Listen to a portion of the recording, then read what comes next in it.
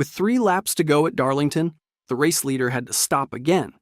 Electrical problems had already cost him the lead once.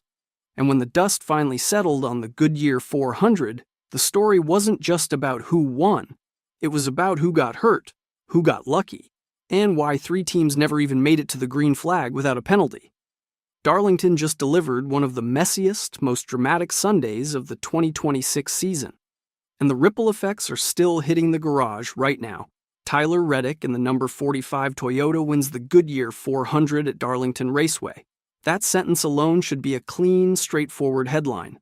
But nothing about this race was clean or straightforward. Let's start at the beginning. Or, more accurately, before the beginning. Because on Saturday, March 21st, NASCAR's pre-race technical inspection caught 3 teams that couldn't get their cars through the line without a violation. The number 9 car, the number 17, and the number 66 all failed inspection before the race even started. That's not a minor footnote. When 3 Cup Series teams are flagged on the same afternoon at the same track, you pay attention. The penalties were specific. Car chiefs were ejected from the race weekend, and each team lost the ability to choose its pit stall for Sunday's race. The story doesn't end there, because on race day itself, this 1.366-mile egg-shaped oval in South Carolina started chewing up everything in its path.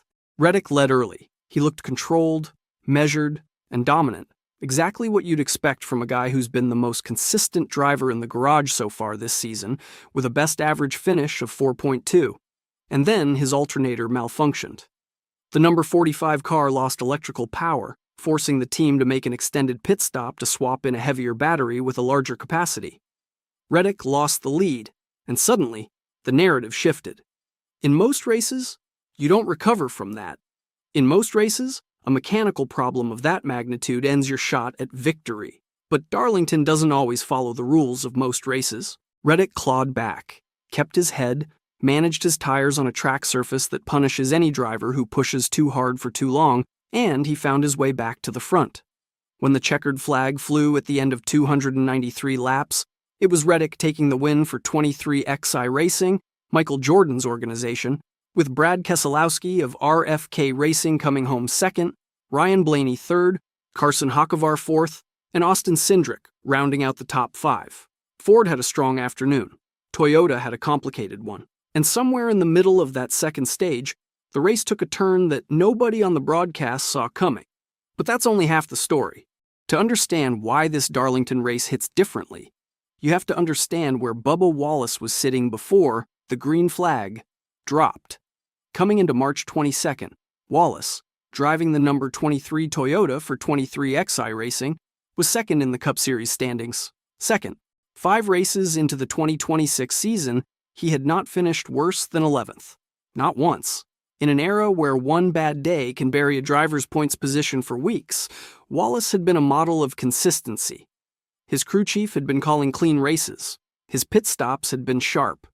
He was the kind of driver you look at in early March and quietly start circling as a legitimate title contender. Not a flashy pick, but a smart one. He also had what NASCAR insiders call the best-worst finish in the field. Think about what that means in terms of championship math. When you reach the playoffs, your absolute floor matters just as much as your ceiling. A driver who runs 12th when things go sideways is far more dangerous than a driver who runs 2nd sometimes and 30th the rest of the time. Wallace had been that guy. Remarkably steady, remarkably clean. And his teammate Reddick had been winning. 23XI Racing was looking genuinely like the most dangerous organization in NASCAR through the first quarter of the 2026 season. Then Stage 2 happened at Darlington. And then came the part nobody saw coming. Here's the breakdown. In the second stage, Denny Hamlin got in a little hot. That's the description that came out of the broadcast. And when you watch it back, that phrase is doing a lot of work. Hamlin, driving for Joe Gibbs Racing, came in with too much momentum and made contact with Erik Jones, the number 43 car, running for Legacy Motor Club. Jones's rear took the hit. The damage from that contact cascaded into secondary contact that swept up Bubba Wallace. Steering damage, possible toe damage. The kind of structural hit that means your race day is effectively over, regardless of how long the laps keep ticking. Wallace finished 34th. 5 laps down. That's not a bad day. That's a catastrophic day by the standards he had set for himself in 2026. His streak of no finish worse than 11th is gone. The best worst finish designation that had been a key part of his championship math argument is gone. The race broadcast noted that the track was beginning to heat up significantly. Drivers were reporting it was starting to get hot in their cockpits, which compounds tire degradation and makes every contact more consequential than it would be in cooler conditions. At Darlington, where the outside wall is famously unforgiving and the asphalt surface has been eating tires for over 70 years, hot conditions turned minor miscalculations into major incidents. What makes this more layered is the Hamlin dynamic. Denny Hamlin is not just a Joe Gibbs racing driver. He is a co-owner of 23XI Racing, the organization that fields Bubba Wallace's number 23 Toyota. So the man who effectively triggered the chain reaction that ended Wallace's streak has a financial and organizational stake in the team Wallace drives for. That's the kind of thing that gets discussed quietly in haulers and loudly on social media. There were no heated public confrontations, no dramatic post-race radio transmissions released to the public. But in a garage where everyone knows everyone, a co-owner making contact with his own team's driver, even indirectly, is not something that disappears from the conversation by Monday morning. But the real fallout didn't happen on the track. After the race, the quotes and reactions started coming in. Tyler Reddick's reaction to the electrical problems and subsequent recovery was characteristically measured. He acknowledged the setbacks happened, described how his team reset, and credited his crew for helping him hold focus. What stands out in his post-race comments is the confidence. A driver who loses the lead because of a mechanical failure has 2 reactions available to him: panic or recalibration. Reddick recalibrated. That speaks to where this team is mentally right now. 23XI Racing gave Reddick the number 45 car this season, and through 6 races, that combination is the best in the sport by average finishing position. Keselowski's second-place finish for RFK Racing continued what has become a legitimate and underreported story of the early 2026 season. 6 races, 6 top 20 finishes. Second place at one of the sport's most demanding tracks. Brad Keselowski is not someone the garage is sleeping on. He's been here before, he knows how to run championships. But the national conversation hasn't fully caught up to what RFK Racing has been building. A minor Level 2 infraction penalty on an RFK car was processed by NASCAR on March 27th, carrying a 5-point deduction, though the connection to the Darlington race specifically was not detailed in official communications. It's worth noting, but not overstating. On the Wallace side, the 23XI Racing camp did not release a formal statement addressing the incident in terms of any organizational tension between Hamlin's contact and the team's interests. That silence is telling in its own way. When you share an ownership structure with the driver who initiated the contact that damaged your car, the public messaging is always going to be careful.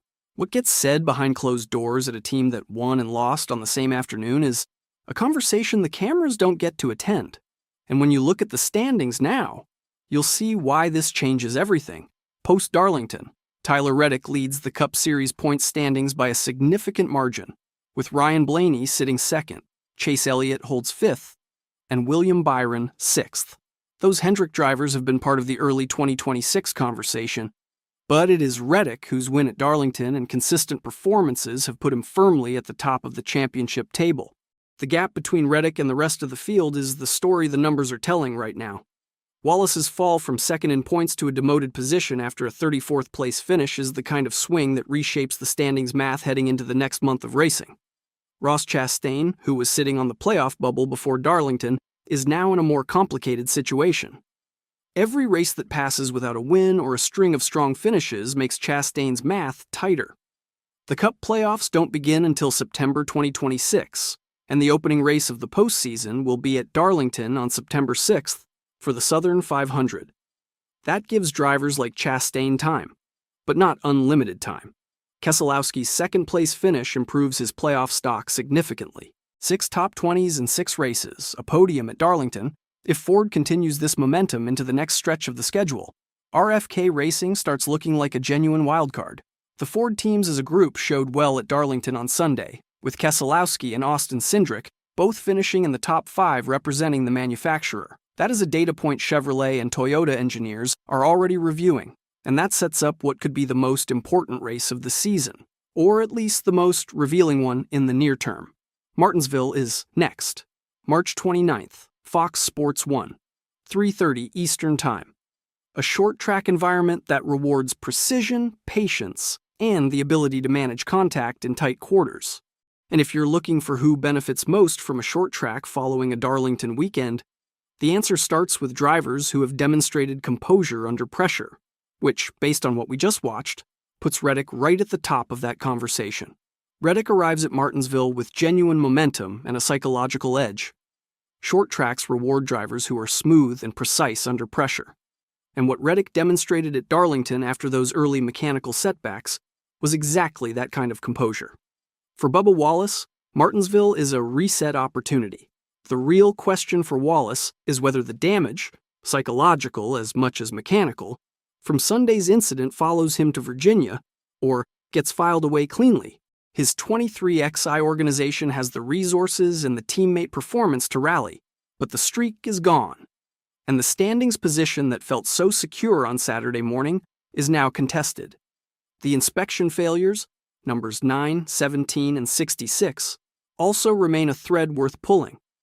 NASCAR hasn't released the specific nature of those violations in full detail, and depending on how those penalties interact with the point structure for those teams, the downstream effects may not be fully visible for another week. Watch for official communications from NASCAR in the days following Martinsville. Beyond the immediate Cup schedule, keep one eye on the lower series. Cleetus McFarland, the YouTube creator and motorsports personality with over 4.5 million subscribers on his channel, has a legitimate part-time NASCAR deal in development for 2026. His O'Reilly Auto Parts Series arrangement with Richard Childress Racing is pointing toward a debut at Rockingham Speedway in April. He is not in the Cup Series. He was not at Darlington on March 22nd, regardless of what video titles circulating online might suggest. His path into NASCAR is a real story, and it's worth following on its own terms through ARCA and the lower series structure. His RCR deal is a 2-year arrangement covering up to 3 races, and he has expressed interest in events at Talladega pending NASCAR approval. That's a story that deserves honest coverage without the manufactured drama of misattributed crash footage. The real Darlington story is this: a race where a future title contender had his consistency streak destroyed, where a team won and lost on the same Sunday, where 3 cars failed inspection before the first lap, and where the eventual winner had to recover from a mechanical failure to collect a victory that may define the direction of the entire 23XY Racing organization's 2026 campaign. Darlington doesn't just hand out trophies, it hands out tests. And this year's March version handed out more of them than most. The green flag drops at Martinsville on Sunday. After what just happened at Darlington, you don't want to miss what comes next.